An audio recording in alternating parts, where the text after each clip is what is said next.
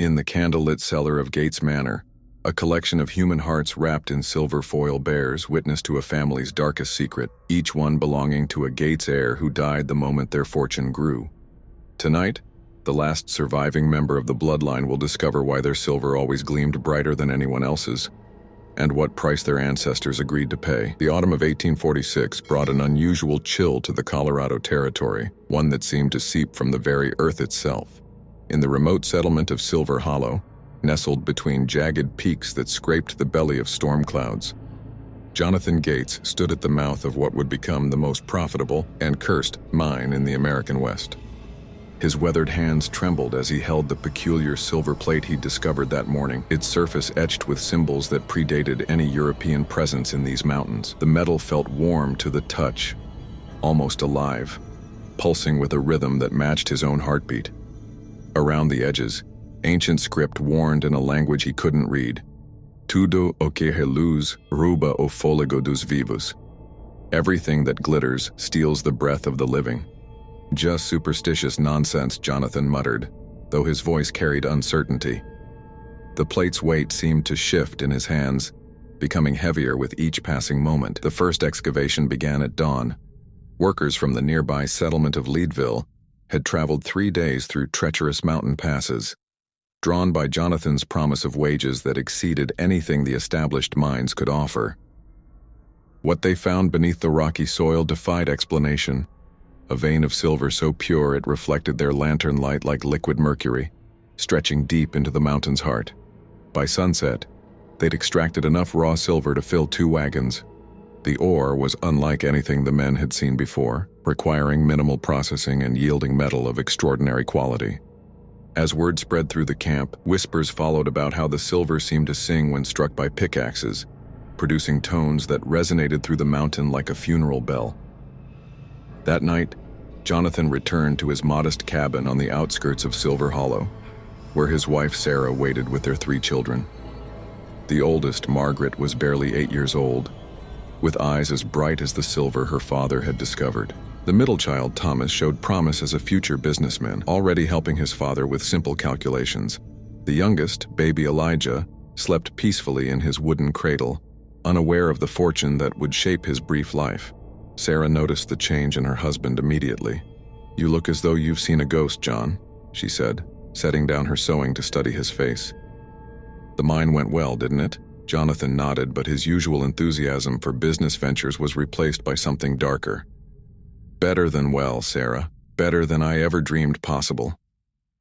He pulled the silver plate from his coat, and Sarah gasped at its beauty. The metal seemed to glow in the firelight, casting dancing shadows across the cabin walls. "Where did you find such a thing?" she asked, reaching out to touch it. "Don't," Jonathan said sharply, pulling the plate away. "Something about it doesn't feel right." But Sarah's hand had already brushed the surface, and she jerked back as if burned. "It's ice cold," she whispered, though it had appeared to glow with warmth. "And I heard something, like voices, calling from far away." The couple's conversation was interrupted by little Margaret, who had wandered from her bedroom, drawn by the strange light. "Papa, what's that pretty thing?" she asked, her young voice filled with wonder. Jonathan quickly hid the plate behind his back. "Nothing for children, sweetheart. Go back to bed." But Margaret had seen enough. Throughout the night she spoke in her sleep, repeating words in a language her parents had never heard her speak, words that seemed to echo the symbols on the silver plate. By morning the child was burning with fever, and by noon she was dead. The doctor from Leadville, summoned by desperate telegram, found no cause for the child's death. Her body showed no signs of illness, no wounds, no poison. She had simply stopped breathing. The only unusual detail was the silver coin that had somehow appeared in her small hand, perfectly round and bearing the same mysterious symbols as the plate. At Margaret's funeral, held in the small cemetery overlooking Silver Hollow, Jonathan noticed something that chilled him to the bone. The silver plate, which he had locked in his office safe, was missing. In its place he found a single silver ingot, perfectly formed and engraved with Margaret's name. The next morning brought news that changed everything.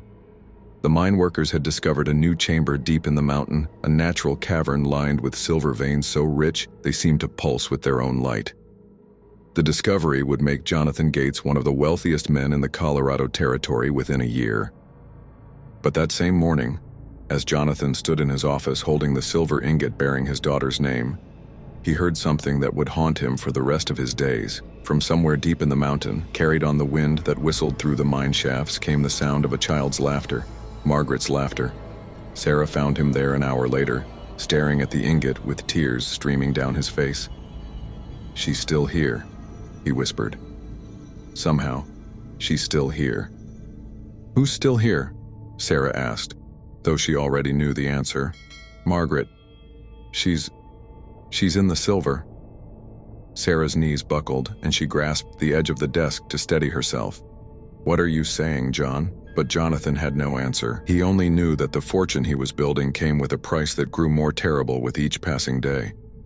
The silver that would make his family rich was claiming them, one by one, in ways that defied understanding. As the first chapter of the Gates family's terrifying legacy came to a close, the autumn wind carried whispers through Silver Hollow, whispers that spoke of ancient bargains, of prices paid in blood and souls, and of a curse that would follow the Gates bloodline for generations to come. In the distance, the mine's silver veins pulsed with an otherworldly light, and somewhere in the darkness, a child's laughter echoed through chambers where no living child should be. The winter of 1847 brought more than snow to Silver Hollow. It brought prosperity beyond Jonathan Gates' wildest dreams, and with it, a growing sense that his family's fortune was built on something far more sinister than mere luck. The Gates silver mine had become the most productive operation in the Colorado Territory, yielding ore of such purity that buyers from Denver, St. Louis, and even New York competed to secure exclusive contracts. The silver bore an unusual quality. It seemed to reflect light in ways that made jewelry and decorative items appear almost luminescent, as if lit from within. Jonathan had moved his family from their modest cabin to a grand mansion overlooking the mine. Gates Manor, as it came to be known, rose from the mountainside like a monument to wealth and ambition. Its walls were lined with silver fixtures, its windows framed in silver leaf, and its grand staircase banister was crafted from a single vein of the precious metal. But prosperity came with a price that grew more apparent each day. Sarah had aged dramatically in the months since Margaret's death. Her hair, once golden brown, had turned silver at the temples, and her eyes held a haunted quality that never left her. She spent hours in Margaret's empty bedroom, talking to the air as if her daughter were still there, responding to questions only she could hear. "She says the silver is lonely," Sarah told Jonathan one evening as they sat in their opulent dining room, surrounded by wealth that felt more like a prison with each passing day. "She says it needs companions." Jonathan set down his fork, his appetite gone. "Sarah, you need to see the doctor in Denver. This grief, it's not natural." "Nothing about this is natural," Sarah replied, her voice eerily calm. "The silver sings at night, John. Haven't you heard it? It calls to the children." Before Jonathan could respond, Thomas, now 9 years old, appeared in the doorway. The boy had grown thin and pale since moving to the manor, his once bright eyes now reflecting the strange luminescence that seemed to permeate their home. "Papa," Thomas said, his voice carrying an odd echo, "the silver man wants to show me something." Jonathan's blood ran cold. "What silver man?" "The one who lives in the walls. He says he used to be like me before he learned to help with the family business." Thomas tilted his head, as if listening to a voice only he could hear. "He says Margaret sends her love." That night, Jonathan descended into the mine alone, carrying only a lantern and the growing certainty that his family's fortune was built on something monstrous. The tunnel stretched deeper than he remembered, branching off in directions that seemed to defy the mountain's natural geography. Deep in the main shaft, he found something that made his lantern flicker and nearly die, a chamber that hadn't been there before. Its walls lined with silver so pure it seemed to glow with its own light, and there, carved into the metal itself, were faces, dozens of them, all bearing the unmistakable features of the Gates family. Margaret's face was among them, her expression peaceful but her eyes following him as he moved. Next to her was a face he didn't recognize at first, then realized with growing horror was his own father, who had died in a mining accident when Jonathan was young. The older man's carved features seemed to mouth a single word: run, but it was the empty space next to Margaret that truly terrified him. The silver there was smooth, unmarked, but as he watched, features began to emerge, Thomas's face slowly taking shape in the living metal. Jonathan stumbled backward, his lantern casting wild shadows across the carved faces.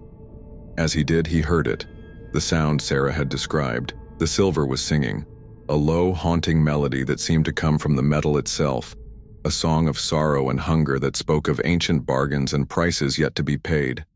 He ran from the mine, his heart pounding, but the song followed him. Even when he reached the manor, even when he locked himself in his study and pressed his hands to his ears, the silver's song continued, growing stronger with each passing moment. The next morning brought news that would cement the Gates family's position among Colorado's elite. A telegram from Denver announced that the territorial governor himself wished to visit the mine, having heard tales of its extraordinary productivity. More importantly, representatives from the Denver Mint were requesting exclusive rights to purchase Gates silver for the production of commemorative coins.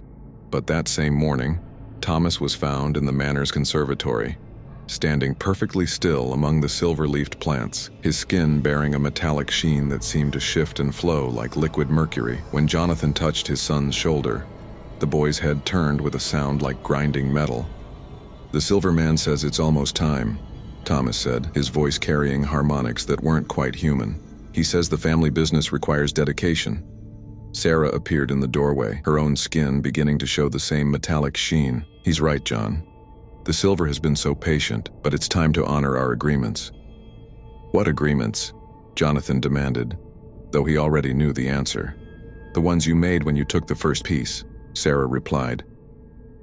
"The ones written in the ledger you keep in your study, though you don't remember writing them." Jonathan's study, the ledger he used to track the mine's output, the accounts that had grown beyond his ability to explain. With trembling hands, he opened the heavy book, expecting to find columns of numbers and dates.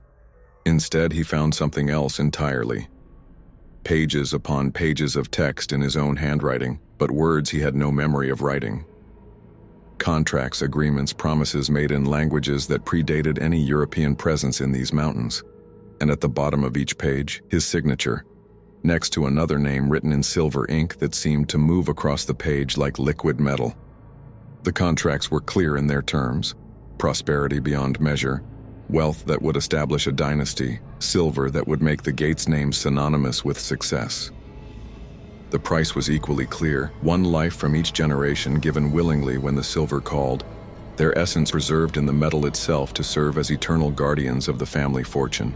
As Jonathan read, the silver fixtures throughout the manor began to sing louder, their harmony growing more complex as more voices joined the chorus. Margaret's voice was there, sweet and childlike, but now she was joined by others. Generations of Gates ancestors who had made similar bargains, who had paid similar prices. The last entry in the ledger was dated that very day, written in handwriting that was unmistakably his own, though he had no memory of writing it. "Thomas Gates, second born, willing sacrifice for the prosperity of the bloodline. The silver has spoken, and the family has answered." Outside the mine, silver veins pulsed with increasing intensity, and somewhere in the darkness of the mountain, something ancient and patient prepared to collect what it was owed. By the spring of 1859, the Gates family had become a name whispered with equal parts envy and unease throughout the Colorado Territory. Their silver had built railroads, adorned churches, and found its way into the most exclusive collections from San Francisco to New York. But those who knew the family personally spoke of stranger things, of children who aged too quickly, of silver that seemed to move on its own, and of a fortune that demanded payment in ways that defied comprehension. Thomas Gates, now 21, had survived longer than anyone expected. Unlike his sister Margaret, who had succumbed to the silver's call in childhood, Thomas had somehow learned to resist its pull. But the cost of resistance was written in the metallic sheen that never left his skin, the way his breath misted silver in even the warmest weather, and the hollow quality of his voice that echoed as if spoken from the bottom of a well. The family had grown since Sarah's death 3 years prior, a death that had been attributed to pneumonia, though the doctor couldn't explain why her lungs had been filled with silver dust, despite her never having worked in the mine. Jonathan had remarried, driven by a desperate need to continue the family line, though his new wife Eleanor struggled to understand the strange customs and whispered fears that permeated Gates Manor.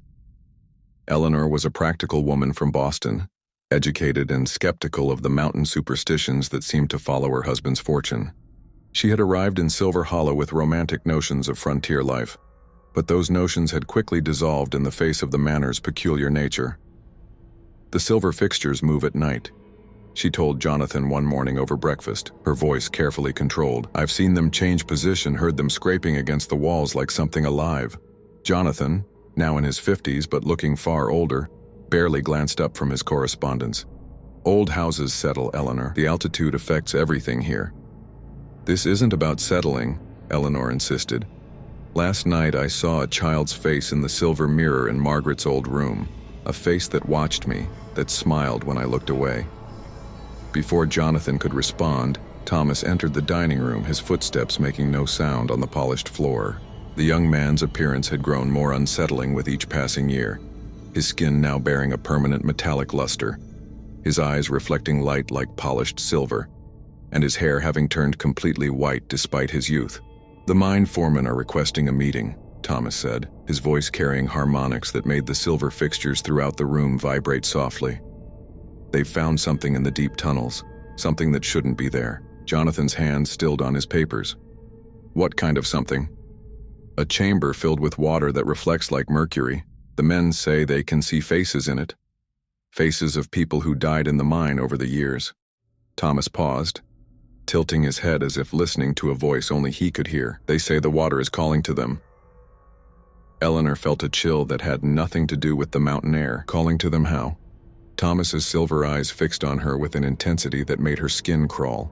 "The way it called to Margaret, the way it's been calling to me for 13 years. That afternoon, Jonathan descended into the mine with a sense of dread that had become his constant companion. The tunnels seemed to stretch deeper than ever before, the silver veins pulsing with an increasingly urgent rhythm. The miners who had discovered the new chamber waited at its entrance, their faces pale with fear. "We broke through the wall around noon," the foreman explained, his voice barely above a whisper. "Thought we'd found another vein, but instead," he gestured toward the opening, unable to continue. Jonathan stepped through the breach and found himself in a natural cavern that defied explanation. The space was vast, its ceiling lost in shadows that seemed to move independently of his lantern light, but it was the pool at the chamber's center that stole his breath. The water was perfectly still, its surface reflecting not the cavern ceiling, but something else entirely, a night sky filled with stars that formed constellations he had never seen. As he watched, faces began to appear in the water, rising from its depths like memories given form. Margaret was there, her child's face serene and beautiful but changed. Her features bore the same metallic quality as Thomas's, and her eyes held knowledge that no 8-year-old should possess. Next to her was Sarah, her face peaceful for the first time since their daughter's death, and there were others, dozens of them, all bearing the unmistakable features of the Gates bloodline. "Papa," Margaret's voice seemed to come from the water itself, clear and sweet but carrying an echo that suggested vast depths. "The silver is almost full. Thomas has lasted longer than most, but his time is nearly done." Jonathan knelt beside the pool, his hands shaking. "What do you mean full?" "Each generation feeds the silver." Sarah's voice joined their daughter's, the two speaking in harmony that made the cavern walls resonate. "Each death makes it stronger, makes the family fortune grow. But the silver needs more than just death. It needs willing sacrifice, given at the moment of greatest prosperity." "I never agreed to this," Jonathan whispered. "You agreed the moment you took the first piece," Margaret replied. "You agreed when you chose wealth over wisdom, when you ignored the warning carved in the ancient metal. The silver has been patient, but patience has limits." The water began to churn, and new faces appeared, faces of Gates' ancestors he had never seen, stretching back through generations he never knew existed. All had made the same choice. All had paid the same price. All had fed their children to the silver's hunger in exchange for prosperity that would outlast their own lives. "Thomas knows," Sarah said. "He's always known. The silver has been preparing him, teaching him, showing him how to serve the family fortune even in death." When Jonathan emerged from the mine, He found Thomas waiting for him at the entrance, his metallic skin gleaming in the afternoon sun. The young man's expression was peaceful, accepting, as if he had finally found answers to questions that had haunted him his entire life. "The mine is ready," Thomas said. "The silver has shown me what needs to be done." That night, as a thunderstorm raged across the mountains, Thomas Gates walked into the cavern pool. The water, which had appeared so still and mirror-like, welcomed him with arms that seemed to reach up from its depths. Eleanor, who had followed despite Jonathan's protests, watched in horror as her stepson disappeared beneath the surface without a splash, without a struggle, as if the water itself had claimed him. The next morning brought news that would establish the Gates family as the most powerful mining dynasty in the American West. 3 new silver veins had been discovered overnight, each more productive than anything previously found. The territorial governor had signed exclusive mining rights, and representatives from the federal mint had arrived to negotiate a contract that would make Gates silver the standard for American currency. But in the manor's accounting ledger, a new entry appeared in handwriting that belonged to no living person. Thomas Gates, 2nd generation, willing sacrifice accepted. The silver grows stronger. The family fortune endures.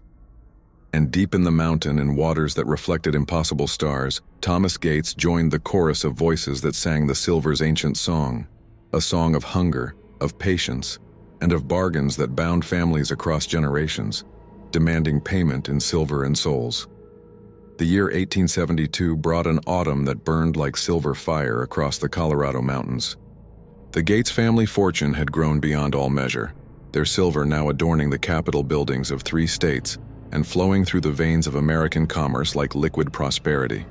But within the walls of Gates Manor, that prosperity had become a prison where the living served the dead, and the dead served something far older and more terrible.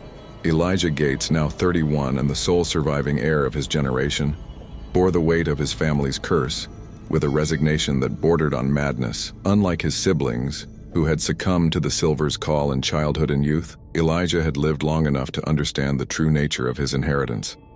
The metallic sheen that had marked Thomas in his final years now covered Elijah's skin like a second flesh, and his breath misted silver even in the warmest weather. The manor itself had changed over the years, evolving in ways that defied architectural logic. Rooms appeared overnight, their walls lined with silver veins that pulsed with an organic rhythm. Hallways stretched longer than should be possible, leading to chambers that existed in the space between what was and what should never be. The silver fixtures throughout the house had grown more elaborate, forming intricate patterns that seemed to shift and change when viewed from different angles. Eleanor, Jonathan's widow, had remained in the manor after her husband's death 5 years prior, though she aged rapidly in the house's strange atmosphere. Her hair had turned completely white, and her eyes held the distant look of someone who had seen too much of what lay beyond the veil of normal existence. She spent her days in conversation with family members who had been dead for decades, their voices carried on the wind that whistled through the silver-lined walls. "The silver is nearly complete," she told Elijah one evening as they sat in the manor's grand parlor, surrounded by portraits of Gates' ancestors whose eyes seemed to follow their movements.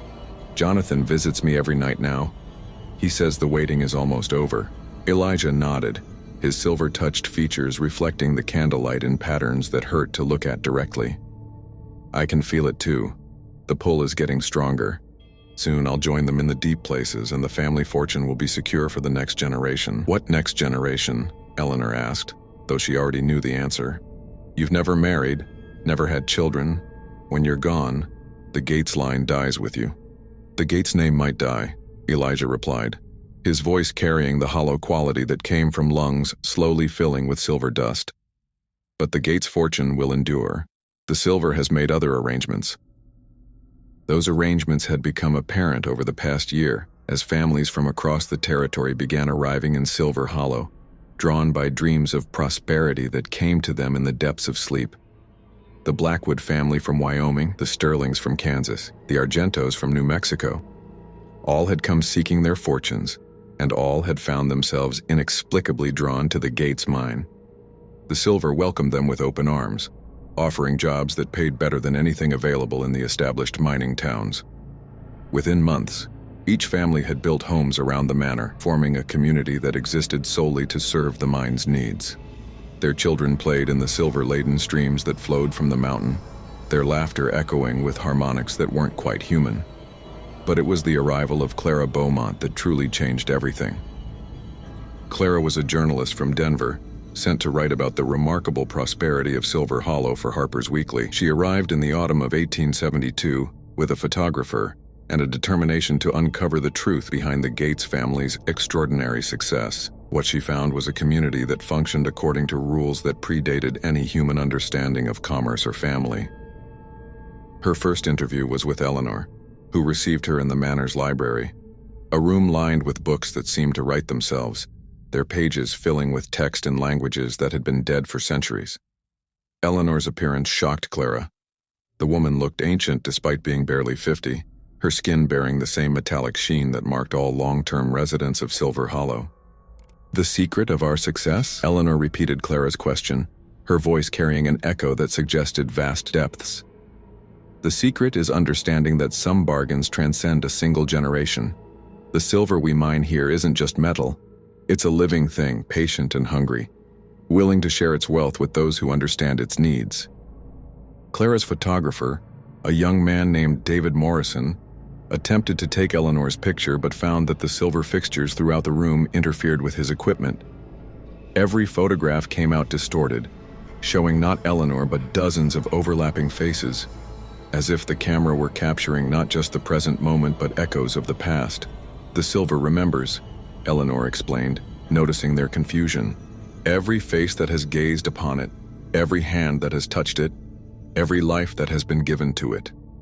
We are all part of its memory now." That night, Clara explored the manor while its inhabitants slept, her journalist's instincts drawing her toward the secrets hidden in its silver-lined walls.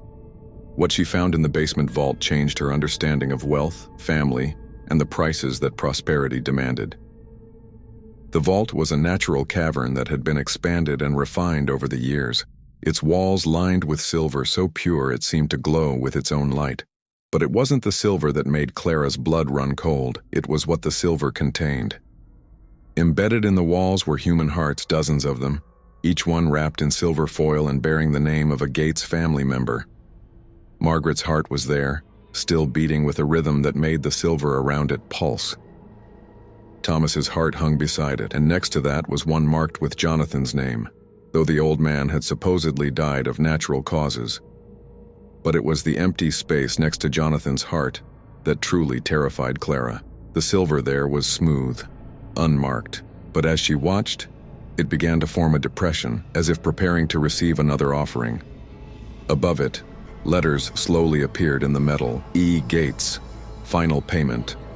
The sound of footsteps on the stairs made Clara spin around. Elijah descended into the vault, his silver-touched skin gleaming in the unnatural light.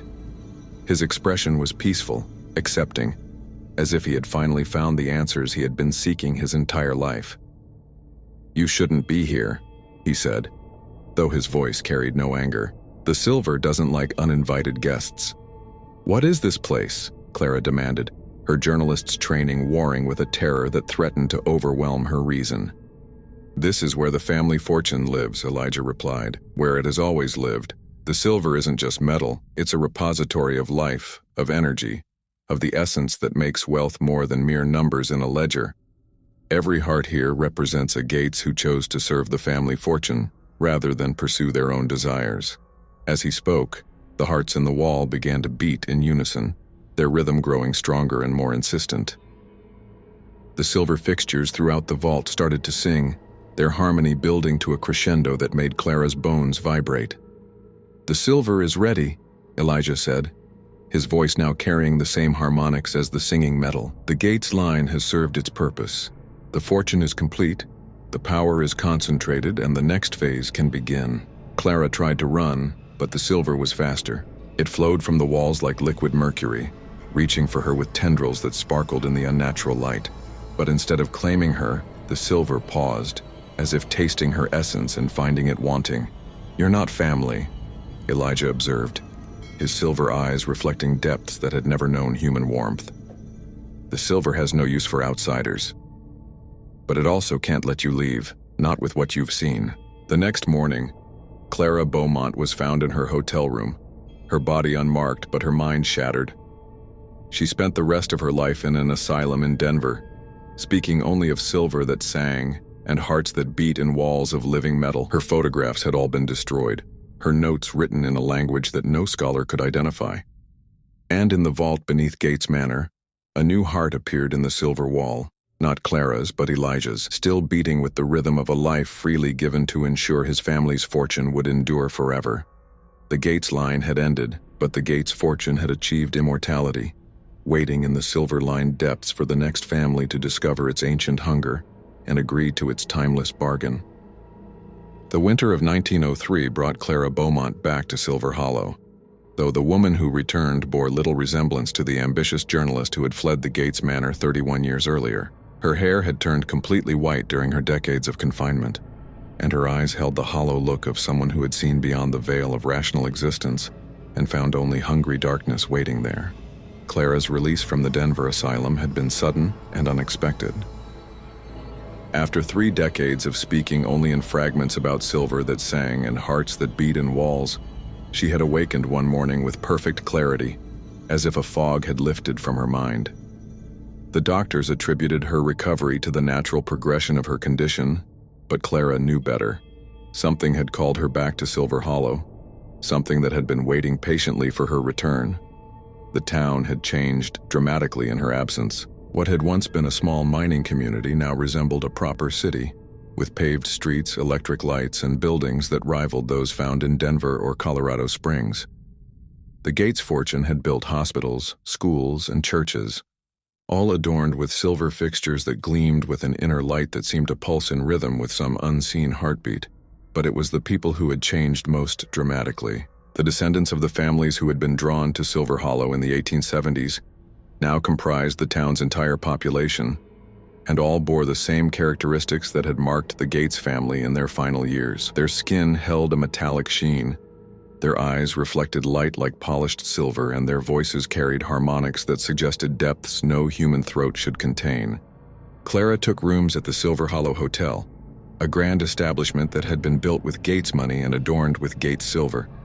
The proprietor, a man named Samuel Blackwood, welcomed her with the kind of practiced hospitality that came from decades of serving travelers who never quite left town the way they had arrived. "You're the journalist," he said, his silver-touched eyes studying her with interest. "The one who came here all those years ago. We've been expecting you." "Expecting me?" Clara asked, though she already knew she shouldn't be surprised. Nothing in Silver Hollow happened without the silver's knowledge and consent. "The silver remembers everyone who has touched it," Samuel explained, his voice carrying the same hollow quality that had marked the Gates family. "You've been part of its memory for 31 years. It's been waiting for you to return and complete your story." That evening, Clara walked through the town's silver-lined streets, her trained eye noting details that would have escaped a casual observer. The electric lights that illuminated the sidewalks weren't powered by any visible source, but seemed to draw their energy from the silver fixtures themselves. The buildings, while constructed of conventional materials, bore silver veins that pulsed with an organic rhythm. Even the trees that lined the streets had leaves that gleamed with a metallic sheen. Her destination was the Gates Manor, which still stood on its hill overlooking the town like a monument to wealth and ambition. The house had grown over the years, adding wings and towers that defied architectural logic, their walls lined with silver veins that formed patterns too complex for human understanding. Eleanor Gates still lived in the manor, though the woman who answered Clara's knock bore little resemblance to the person she had interviewed 31 years earlier. Eleanor had achieved a kind of immortality through her proximity to the silver, her body preserved in a state that was neither life nor death but something between the two. "Clara Beaumont," Eleanor said, her voice carrying an echo that suggested vast depths. "The silver told me you would return. It's been waiting for you to finish what you started." "What I started?" Clara asked, though she already suspected the answer. "Your investigation, your story. The silver wants its history told, wants the world to understand the nature of the bargain it offers." Eleanor gestured toward the manor's interior, where silver fixtures lined the walls like the nervous system of some vast organism. But first you need to see what has become of the Gates' fortune. Eleanor led Clara through the manor's twisted corridors, past rooms that seemed to exist in the spaces between reality and nightmare. The silver fixtures throughout the house had grown more elaborate over the years, forming intricate patterns that seemed to shift and change when viewed directly. In some rooms, the silver had taken on the appearance of human forms, frozen in poses that suggested eternal servitude. The family fortune didn't die with Elijah, Eleanor explained as they walked. It simply evolved, found new ways to perpetuate itself. The silver learned to reproduce, to spread, to create new sources of wealth that would ensure its survival. They descended into the basement vault, where Clara found that the collection of hearts had grown substantially. The silver walls now contained dozens of organs, each one wrapped in silver foil and bearing the name of a silver hollow resident. But it was the newest addition that made Clara's blood run cold. In the center of the vault stood a figure that had once been human, but was now something else entirely. The silver had claimed it completely, transforming flesh and bone into living metal that pulsed with an inner light. The figure's face was familiar, bearing the features of every Gates family member who had ever lived, as if the silver had combined their essences into a single, eternal guardian. "The family fortune," Eleanor said, her voice carrying reverence that bordered on worship. "The silver's greatest creation. It speaks with the voices of all who have served it, remembers every bargain that has been made, ensures that the Gates' prosperity will endure until the end of time." The figure turned its silver gaze on Clara, and when it spoke, its voice carried the harmonics of every Gates who had ever lived. "Clara Beaumont, you have returned to witness the completion of our work. The silver has grown patient through the decades, learning, adapting, preparing for the moment when it would no longer need to remain hidden in these mountains." Clara found her voice, though it emerged as barely a whisper. "What do you want from me?" "Your story," the family fortune replied, its metallic features shifting as different ancestral faces emerged and faded. "The world must know what we offer. Prosperity beyond measure, wealth that transcends death, fortune that binds families across generations, but they must also understand the price." Eleanor stepped forward, her own silver-touched skin gleaming in the vault's unnatural light. "The silver has chosen Silver Hollow as its birthplace, but its hunger has grown beyond what this small town can satisfy. It needs new families, new bloodlines, new sources of life to fuel its expansion. The railroads will carry our silver to every corner of America," the family fortune continued, its voice growing stronger with each word. "Banks will store it, jewelers will craft it, and families will treasure it. Each piece carries the silver's essence, its hunger, its ability to influence those who possess it." Clara understood with growing horror what she was being told. The Gates silver wasn't just metal. It was a living thing, patient and cunning, that had learned to reproduce itself through human greed and ambition. Every piece that left Silver Hollow carried with it the potential to create new mining communities, new families bound by the silver's ancient hunger, new sources of life to feed its endless appetite. "You want me to help you spread this curse," Clara said, her journalist's instincts warring with a terror that threatened to overwhelm her reason. "We want you to help us offer opportunity," Eleanor corrected. "The silver doesn't force anyone to accept its bargains.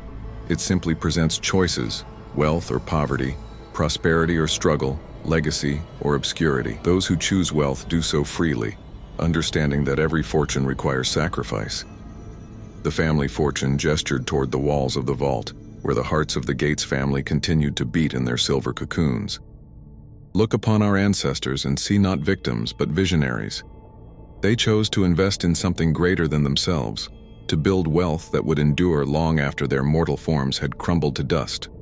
They chose to feed their children to a monster," Clara replied, her voice gaining strength as her journalistic training reasserted itself. "They chose to transform their children into something eternal," the family fortune countered. "Margaret still laughs in the silver streams that flow from our mountain. Thomas still calculates profits in the ledgers that write themselves. Elijah still guards the family treasure, in the deep places where time has no meaning. They are not dead. They are eternal, preserved in silver and memory, their essence contributing to a fortune that will outlast empires." Eleanor moved to a table where Clara's old notes lay spread out, pages that had been written in an unknown language during her years of confinement. "The silver gave you these visions during your time away," she explained. Your mind was being prepared, educated, shown the truth that lies beneath the surface of human commerce. Clara approached the table and found that she could now read the alien script that had poured from her pen during her darkest years. The notes detailed the silver's origins, its patient journey through geological time, its discovery by ancient peoples who had learned to harness its power before vanishing into the metal's hungry embrace. The symbols you found on that first silver plate, Clara read aloud, her voice trembling as understanding dawned. They weren't warnings, they were instructions. Everything that glitters steals the breath of the living wasn't a curse, it was a promise. Now you begin to understand, the family fortune said, its silver features reflecting Clara's horrified expression. The silver offers immortality, but immortality requires transformation. The body may cease, but the essence endures, contributing to wealth that grows stronger with each generation. Clara looked around the vault, seeing it now not as a tomb, but as a nursery where new forms of existence gestated in silver wombs. The hearts on the walls weren't trophies, they were seeds, each one containing the concentrated essence of a life freely given to ensure the family fortune's growth. The world will resist at first, Eleanor continued, her voice carrying the confidence of someone who had seen the future written in silver flame. But resistance will fade as the prosperity becomes undeniable. Families will compete for the privilege of serving the silver, of contributing their essence to its eternal growth. The family fortune extended one metallic hand toward Clara, its palm glowing with inner light. Your choice is before you, Clara Beaumont.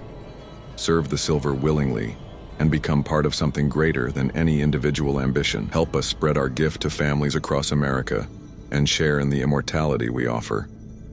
Clara stared at the offered hand, knowing that touching it would seal her fate as surely as it had sealed the fate of every Gates family member. But she also knew that refusing would condemn her to a different kind of existence, one where she would be forever haunted by the knowledge of what waited in the silver-lined depths. Or, the family fortune continued, its voice carrying a note of patient understanding, continue your investigation. Document our history, record our methods, publish your findings for the world to read. Let humanity choose for itself whether the price we ask is worth the prosperity we offer. The choice hung in the air like silver mist, shimmering with possibilities that stretched far beyond the confines of the vault. Clara realized that either path would serve the silver's purposes, willing service or unwitting propaganda.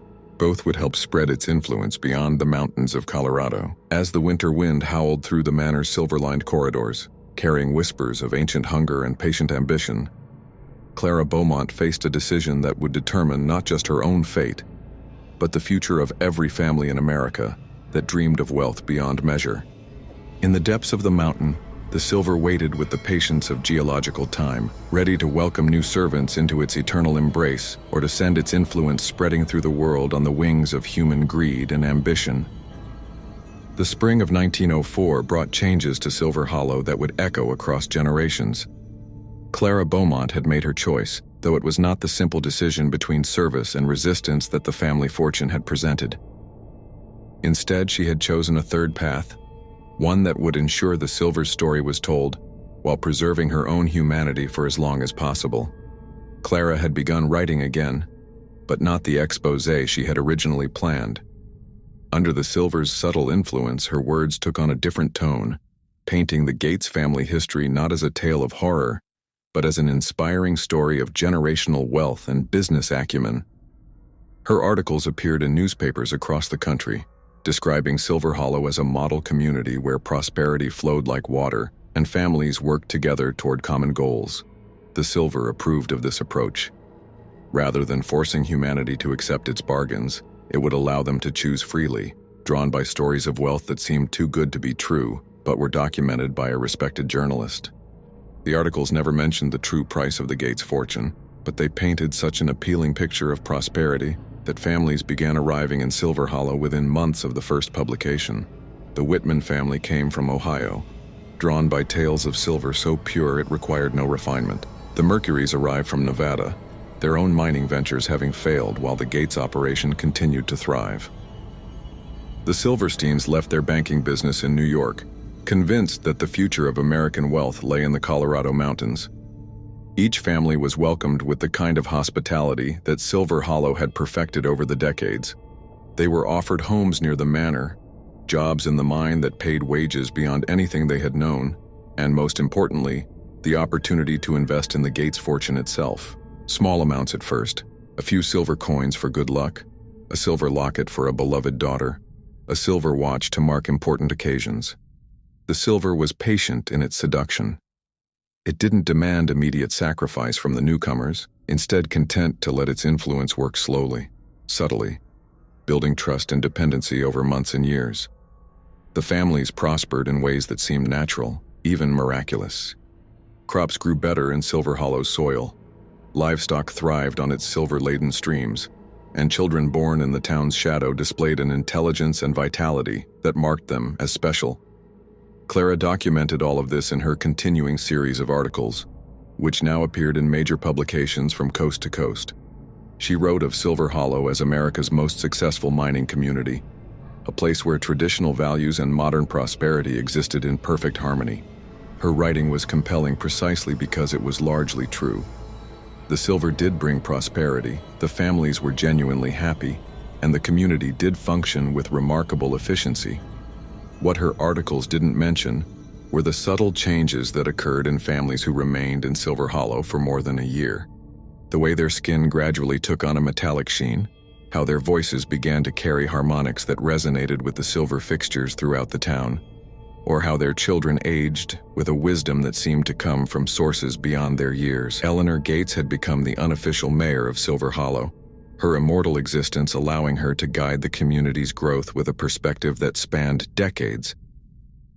She met with each new family personally, sharing stories of the Gates legacy and explaining the opportunities that awaited those who truly committed to the town's future. The secret of our success, she would tell them, her silver-touched features reflecting the lamplight in patterns that were mesmerizing to watch, is understanding that true wealth requires patience.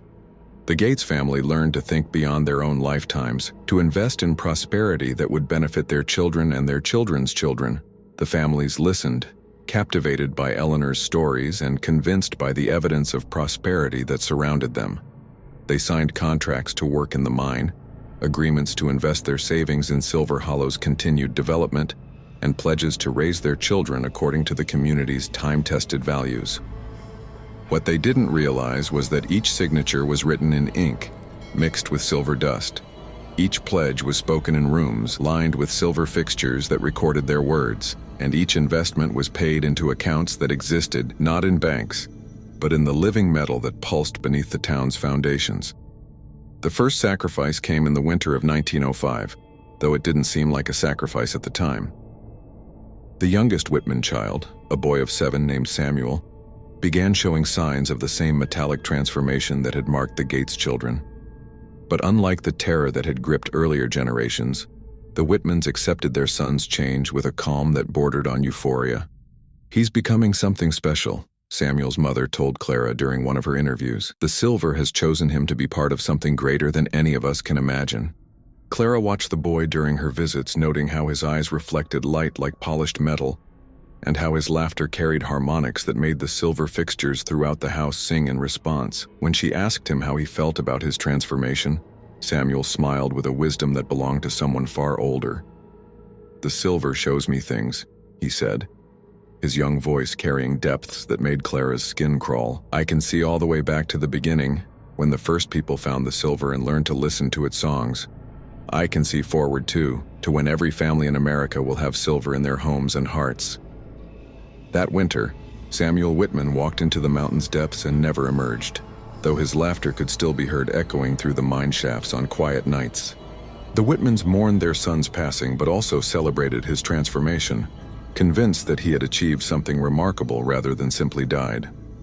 The pattern repeated with other families over the following years. A child would begin showing signs of silver transformation, would speak of visions and dreams that came from the metal itself, and would eventually make the journey into the mountain's depths. Each sacrifice was voluntary, each family was compensated with wealth beyond their imagining, and each loss was seen not as tragedy, but as triumph. Clara continued to document these events, though her writing grew more cryptic as the years passed. She began incorporating symbols and phrases that only those touched by the silver could fully understand, creating a body of work that served as both historical record and recruitment tool. By 1910, Silver Hollow had become a pilgrimage destination for families seeking prosperity. Clara's articles had created a mythology around the town that attracted the ambitious and the desperate in equal measure. Some came seeking quick wealth, others pursued the kind of generational prosperity that the Gates family had achieved, and still others were drawn by dreams that came to them in the depths of sleep. The silver welcomed them all, patient in its hunger and generous in its rewards. It had learned the value of reputation, the power of choice, and the importance of making its bargains seem not just attractive, but inevitable. Eleanor Gates, now ancient but preserved by her proximity to the silver, stood on the manor's balcony each evening and watched new families arrive in Silver Hollow. Each wagon, each railroad car, each hopeful face represented another opportunity for the silver to expand its influence, to create new sources of life that would fuel its eternal growth. "The Gates' fortune will endure forever," she whispered to the mountain wind, her words carrying on the breeze to touch every silver fixture in the town below. "But it will no longer bear the Gates' name alone. Every family that chooses prosperity over poverty, legacy over obscurity, will become part of our eternal dynasty." In the depths of the mountain, where the original silver vein pulsed with the collected essence of generations, the family fortune contemplated the future with satisfaction. The crude bargains of the early years had evolved into something far more sophisticated, a system that allowed the silver to spread across the continent, carried in the pockets and worn on the bodies of families who believed they had chosen wealth freely. The true horror wasn't that the silver demanded sacrifice, it was that it had learned to make that sacrifice seem like a privilege, a gift, an opportunity too precious to refuse.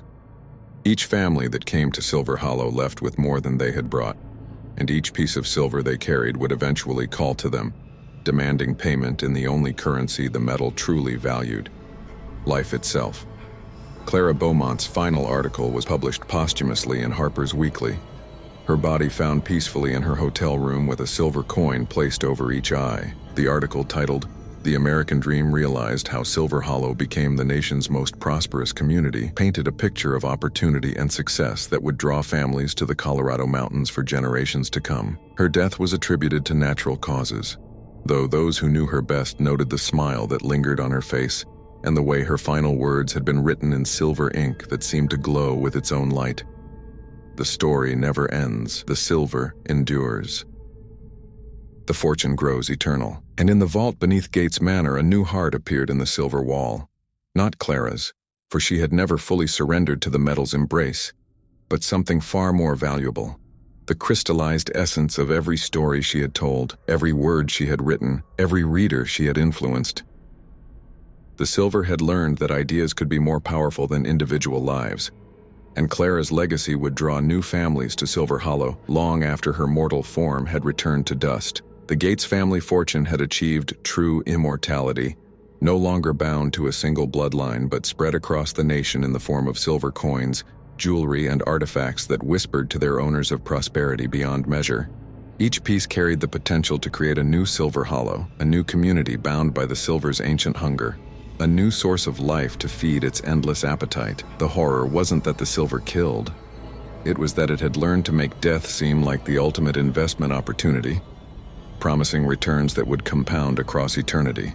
The Gates family had paid the price for their prosperity, but their fortune would endure forever, fed by willing sacrifices from families who believed they were choosing wealth over poverty, when in truth, they were choosing to become part of something ancient, patient, and eternally hungry.